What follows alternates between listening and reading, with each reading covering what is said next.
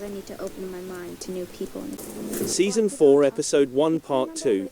Wednesday and Thing, Victor Doroban to obtain entry into the coroner's office to inspect the body of the monster's newest victim in Episode 4. They are almost apprehended by the coroner and Sheriff Galpin, Jamie McShane, who also decide to pay a late visit to the morgue in order to expedite the police inquiry. Nonetheless, the excursion is successful, as Wednesday learns more about the monster. While the monster's beast form mauls and consumes its victims, its human form appears to be a serial murderer. That's because the creature used a saw to sever 2 of the homeless man's toes as if it were collecting trophies. In reality, all previous victims had missing organs or bodily parts. In summary, the monster's assaults might be methodically planned by a killer who can shapeshift into a beast rather than random. Wednesday has grown skeptical of Xavier, Percy Hines White, the troubled painter who can bring his paintings to life, following the events of Episode 3. Not only did Xavier emerge immediately next to the last monster apparition, but he is now attempting to conceal some unsightly claw marks on his neck. Wednesday, determined to learn the truth, pursues Xavier to a shed in the woods that he meticulously keeps shut. And it turns out that Xavier has a purpose for the secrecy, since the shed is packed with paintings and drawings of the creature. That is sufficient proof for Wednesday, who seizes a few of drawings and takes them to the sheriff. As Wednesday leaves the building, she runs into Xavier, who questions her presence. Following an embarrassing meeting, Wednesday is compelled to persuade Xavier to accompany her to the Raven in order to hide her tracks. Xavier is overjoyed at the offer, making it very evident that he adores the goth girl. Wednesday suggests that she and the sheriff team up to apprehend the monster in the police station. Galpin is first skeptical that he needs the assistance of a youngster, but when Wednesday shows him the monster's drawings, the sheriff recognizes there's some benefit to having a set of eyes within Nevermore. As a result, he requests that Wednesday uncover hard proof if she wishes to work with him. The first piece of evidence is based on one of Xavier's drawings. Eugene, Musa Mustafa recognizes some enigmatic circles in the artwork as the entrance to a nearby cave. The 2 beekeeping buddies go to the cave and discover a tremendous quantity of animal bones. They also discover a pair of shackles attached to the stone wall within the cave, possibly as an early attempt by the monster to curb its violent instincts. More significantly, Wednesday discovers a claw with which she can do a DNA test.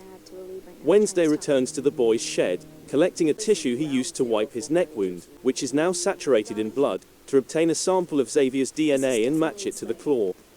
This time, Xavier discovers Wednesday inside the shed, understanding she had been chasing him the entire time and had only used the Raven invitation as a cover. As he describes, he has been plagued by nightmares of the monster and has been processing the imagery via his paintings. One of the pictures had accidentally come to life the night before, clawing Xavier's neck. Even though his narrative makes sense, Wednesday keeps Xavier's blood sample. Wednesday's dishonesty has clearly shattered the boy's heart, and we can even see some sorrow in Wednesday's eyes at that point. After all, the most cruel of the members of the Addams family may have a heart. Wednesday, attempting to suppress her emotions as much as possible, sends the claw and the blood sample to the sheriff, promising to explain everything once the findings are in. Because neither Emily nor Eugene has a date for the Raven, they plan to stalk the cave at night in order to capture the monster and reveal his name. Unfortunately for Wednesday, fate has a habit of forcing her to make emotional attachments. Wednesday appears to be the lone student that is unconcerned about the Raven in Episode 3. Everyone else is off on a date, looking for a dress, or assisting with the decor. So, as predicted, Enid, Emma Myers is overjoyed when she learns Wednesday has been invited to the ball with Xavier.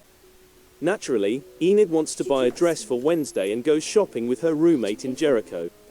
While Wednesday simply wants to talk to the sheriff, she does take a few moments to admire a spooky and eccentric black frock in Uriah's heat. During her stay to Jericho, Wednesday meets Tyler, Hunter Doohan, who suggests they go to the Raven together. Wednesday confesses her decision to travel with Xavier, and while she emphasizes that she had no option, Tyler is still devastated. As the kid tells her, he feels they have a bond and hopes they can become closer. Thing is there throughout the event, lurking in Wednesday's rucksack. So, as soon as Xavier is gone, Thing sends a letter pretending to be Wednesday inviting Tyler to the Raven. When the Raven arrives, Wednesday is prepared to go monster hunting in the woods with Eugene. Tyler instead knocks on her dorm door, stating he was moved by her passionate message. Wednesday is annoyed with Thing for making her go on a date, but she is also eager. And when Thing admits that he took the frock she adored from Uriah's heap, Wednesday appears to be in the mood for a romantic evening. The Raven goes off without a hitch, with the normal amount of drama that every teenage gathering has.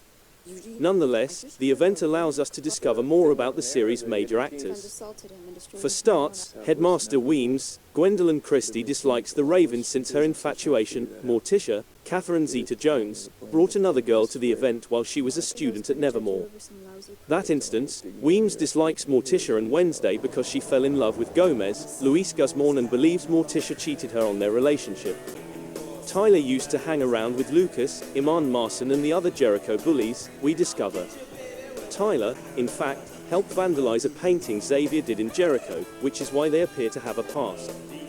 Tyler was also forced to attend treatment as a result of his behavior. While Wednesday seems willing to forgive Tyler for his prank, we may not hear the last of this. There is a distinction between pranking someone and bullying misfits. Finally, Bianca, Joy Sunday, takes a sad Xavier to the ball in an attempt to rekindle her relationship with her ex-boyfriend. However, when Xavier begs Bianca to use her seductive voice to distract him from Wednesday, she becomes enraged and ditches him on the spot. The Raven goes smoothly, and everyone has a nice time until the finale, which is gory. In episode 3, Ajax, Georgie Farmer is ashamed to inform Enid that he stoned himself with a mirror, so the girl believes he purposefully skipped their date. As a result, Enid decides to visit the Raven with Lucas, the leader of Jericho's bullies. Lucas assures Enid that he would assist her in making Ajax jealous, but the child intends to assist his buddies in putting red paint in Nevermore's pipes, pulling the fire alarm, and allowing the sprinklers to wash the outcasts in crimson. Unfortunately for Lucas, he forms a friendship with Enid and realizes that misfits are humans just like everyone else. There may be atonement for the bully, but because of peer pressure, he continues to be a bigot and carry out his plan. On the bright side, when the celebration is wrecked, Ajax apologizes to Enid and they kiss under the stars. Wednesday's evening ends with tragedy. Eugene felt abandoned when Wednesday opted to go to the party with Tyler and decided to stake out the cave by himself. While waiting for the monster, Eugene notices a guy driving up to the cave and throwing a Molotov cocktail inside.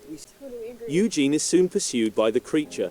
Eugene is in peril, according to Wednesday's vision. Unfortunately, it is too late for her to save him. The monster mauls Eugene, and while the credits roll before we can learn if he's alive, Wednesday gets another vision of Eugene being assaulted by the monster. She hurries to the woods in an attempt to save him, but she is too late.